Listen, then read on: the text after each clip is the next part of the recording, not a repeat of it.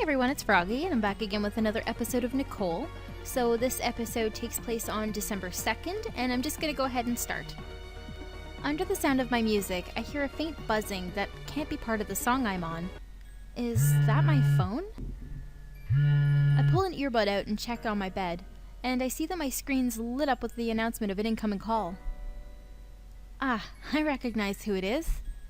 After awkwardly tugging out the other earbud, I place them carefully as I can on my desk before snatching up my phone. It feels like I answer it just in the nick of time, too. Hello? Hey there, Nicole. It's definitely my dad, Lieutenant Anderson Grave. As the title suggests, he's in the military, Air Force to be specific. He's stationed at a base nearby, though I'm not exactly sure what he does. Last I heard, it was providing some basic training, but he's great at fixing machines, too. Hi, Daddy. Not yelling at anyone today? I just finished with that, actually. I doubt either of us will forget the time he actually answered me using his drill sergeant voice one time. I thought I'd called the wrong number. Mom totally let him have it for that. I guess that's why he's extra careful about it now. I wanted to see how you were doing with school. First year of college can be a real doozy. Aw, Daddy. I know you're busy. It's fine if you don't call. I can spare a few minutes from my little girl. I'm sure the boys appreciate the breather anyway. Okay, well, what can I say? Obviously nothing about you-know-what. School's good. Let's talk about school. I told you my schedule, right? Did you? Hey, I told you about it the night before the year started, remember? When you took me out to dinner?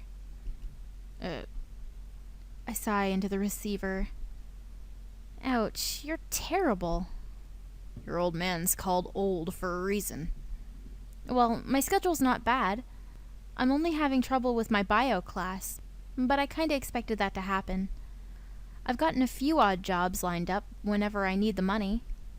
Oh, thank God.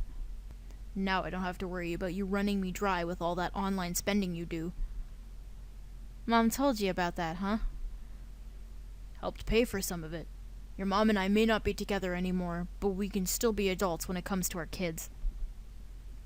The way he says that with such finality makes my chest go heavy. I do my best not to show it, though. You guys are the best. Seriously. I'll try not to spend so much from now on. If I give in to weakness, I'm super sorry. Just try your best to resist temptation. I know you got it in you, Nicole. Oh, right. There was something else I've been meaning to talk to you about. There it is. I can hear it. He's using the same tone Mom did right before she asked about... That area's had a string of girls disappearing, right? I was hoping this topic wasn't going to come up. Not you too. Your mother told me about it, Nicole, and I have to agree that this is something you should be wary about.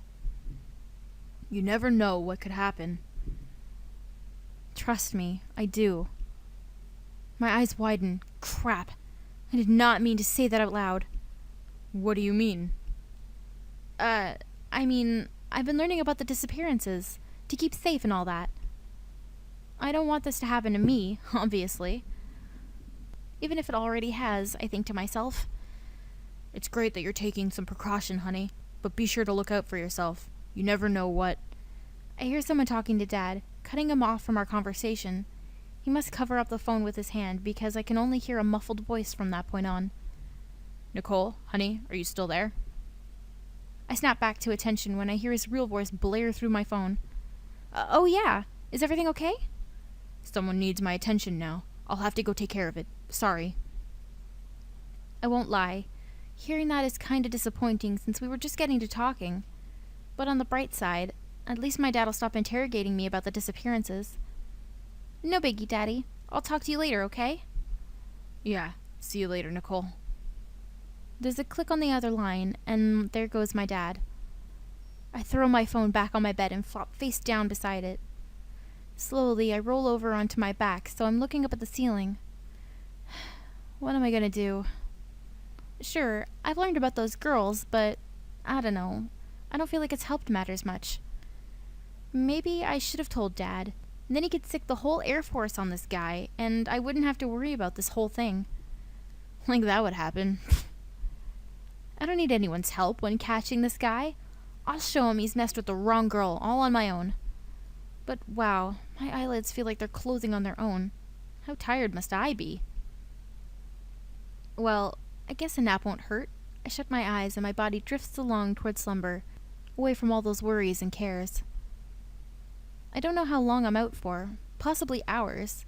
When I wake up and glance out my window, I'm greeted with the dull glow of a setting sun. That was definitely more than a nap, for sure. I feel even more exhausted than I was at the start. I sit up, dropping my legs over the side of the bed and rub my eyes. My phone. Where's my phone? Blindly, I grope around my bed for my phone as I continue to rub my eyes. I hope no one tried texting me while I was out cold. Luck has it that no one did, but it does look like I got an email. Is it for class? Oh, even better, it's from Roller. At least that's what I think until I actually get to reading it. Stop butting in where you don't belong or you'll regret it. The username this time, Nor Jokes, another fake blog. No more jokes? Is that what it's supposed to mean? Are they saying they haven't been serious up until now? It's true that they haven't messaged me all this time, but I didn't think that they were toying with me like this. Man, what a... Ugh. I block the blog without replying and rise to my feet, off toward my laptop. I haven't forgot about the tracker that I installed on my blog. No siree. If it works, then... it did! On the page listing all the visitors to my blog, there's a new entry dated just a few seconds ago. That has to be the abductor. Thanks for your IP address, asshole. I copy the IP address and look up a few IP trackers on the internet, then copy the address into each one. Now let's see, what did we find? It takes a few seconds for each one to process, but the results I find aren't too surprising. I was honestly already expecting something like this. It looks like the IP address is coming from school. Of course, I have no idea where it is and by who, but the small browser maps have marked the campus as the IP address location, which means that it's very likely that the abductor is either someone who works here or attends here, in other words, a student. It was adding up to this. All 3 girls were students of the school, which always seemed too coincidental to me. Maybe if there was a victim from out of town, I'd think otherwise, but nope. It's like this abductor wants to be caught. They're making it way too easy. Well, so I say, but that's pretty much the only thing that I figured out so far. I take a calming breath and try to settle my nerves. Don't freak out, Nicole. All this means is that you'll need to be extra careful when you're on campus. I'll have to stay in public as much as possible. Take all the crowded routes and make sure that I'm with someone at all times. If the abductor thinks that they can scare me, they have another thing coming. As a matter of fact, I'm more pumped to get them than I ever was before. And I'm going to end this episode here.